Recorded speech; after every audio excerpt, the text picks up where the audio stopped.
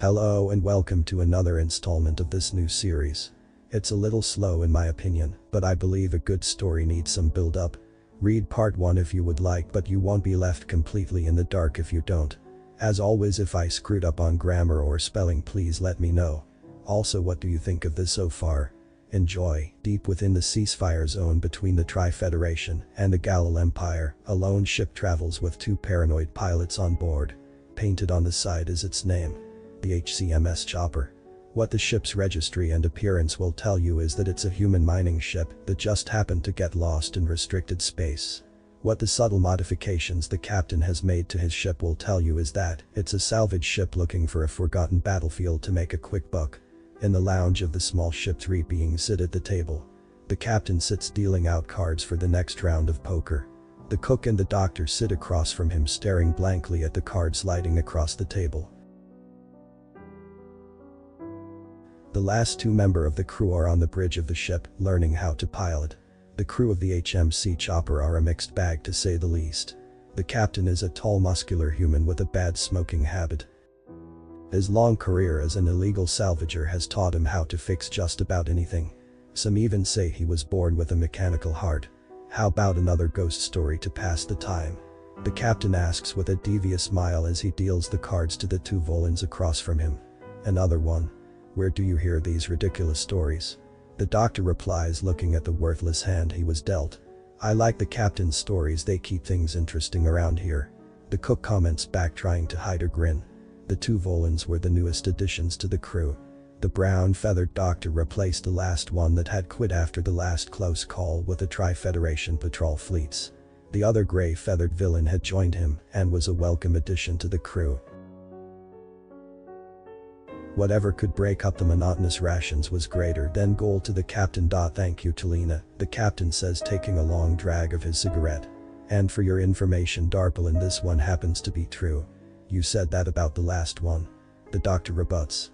And it was. Now shut up and listen. The captain says. He sits up and puts out his cigarette before lighting another. They say there's a Galil prisoner ship from one of their many wars drifting around out here. This ship was once a proud gem of the Empire until everyone on board was killed, but not by battle or some kind of catastrophic equipment failure. No one knows for sure what happened. Some say the prisoners got loose and killed everyone before turning on each other. Others say the captain went mad and turned the war beasts on his own crew. Few even say that the AI on board killed everyone out of boredom, but they all say the same thing. If you come across this ship, do not approach it.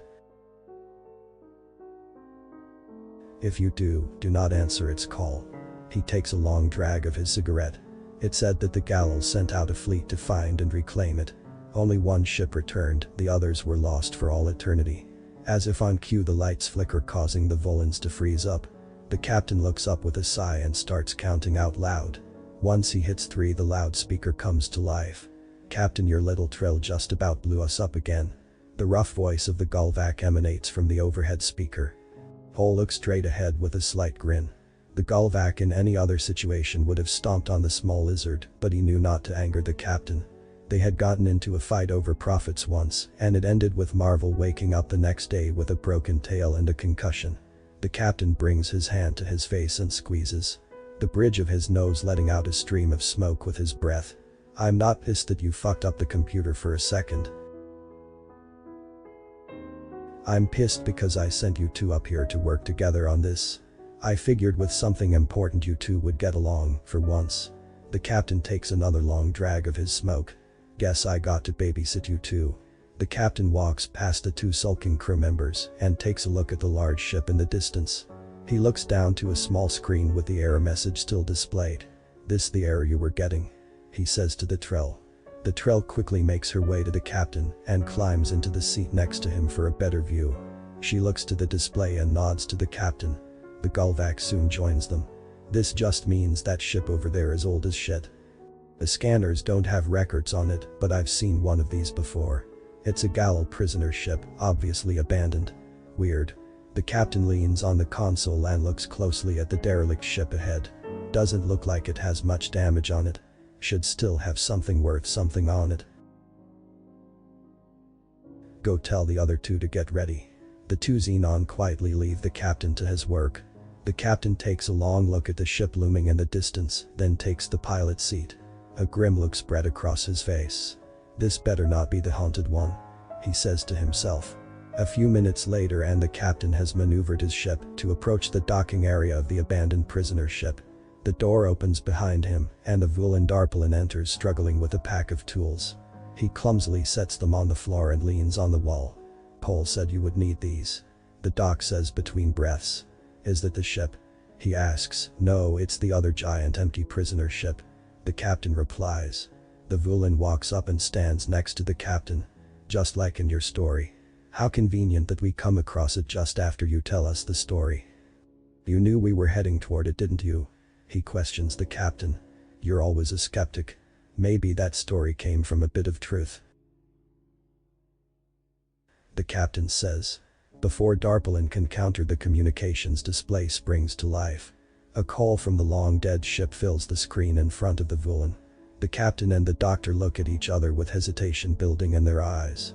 "If it's just a story, why don't you answer it?" the captain goads Darpalin. "What if it's a trap?" the Vulan asks. "What's that broadcast ship gonna do? Quit Stalin?" The captain smiles as he slowly reaches for the answer button. Darpalin couldn't let this chance to prove he was braver than the captain pass him by. He quickly hits the button before the captain. Ear-wrenching static erupts from the display before all the electronics power down. The lights power back on, revealing the captain still in his chair, while the Vulan is clinging to him for dear life. The captain brushes off the terrified Xian and pores over the status logs as everything else comes back online. Everything seems to be in order until he looks to the maps. Instead of the normal star charts, he is met by a blank screen with two dots. One that indicates his ship and one for the ship in front of him. "Well, shit," the captain moans. "Our star charts are gone, so it looks like we're going to have to take theirs." It's not long before the HCMS chopper has linked up with a larger Galil ship and the crew makes their way on board. The suited up crew exit the airlock and step into the huge pitch black loading dock. The captain turns on his helmet light and the crew follows suit. The solar cells must still be functional, but why aren't any of the lights working? Pole questions from her seat on Darpalin's shoulder. The ship must be in power reservation mode. It's only powering basic things like doors and maintenance nodes. Looks like power to the life support was deemed a luxury by the ship's AI. The captain explains. "We just need to get to one of the maintenance nodes to turn the lights and air on. Spread out and try to find one, hopefully they built one in here." The crew split up into 3 groups. The Vulans stick together, while the Trill and Golvac begrudgingly stay close to each other. The captain heads up the stairs alone. The crew discover that the loading dock is surprisingly barren. Not a container or tool to be found. The Vulans come across a large scar in the metal floor. Something large and heavy was dragged through here. The Golvac Trill combo come across something far more disturbing. A Galil arm still clutched to a pipe on the back wall. They call over the rest of the crew, and it doesn't take long for the captain to piece together what happened in this dark room. Both airlocks had been opened at the same time, causing everything in this room to be sucked out into the void of space. I don't like this at all," Paul stammers out. "Let's get out of here, there is obviously no node here. I found another large room upstairs," the captain says while poking the disembodied arm. "It had some tools in it, so I'm assuming it's some kind of engineering bay." The captain takes the lead up the stairs with the rest of the crew quickly following, eager to leave that monster's arm behind. They cross a long dark hallway, careful not to trip on the scattered weapons littering the floor. The captain opens the door to the engineering bay, while the crew take a closer look at the discarded weapons. The captain takes a long look into the darkness and sees a dim light to his right. He makes his way to the beacon, tripping on a few large objects strewn across the floor. After an arduous journey to the light, the captain discovers that it is the maintenance console they had been looking for. "Found it, get in here,"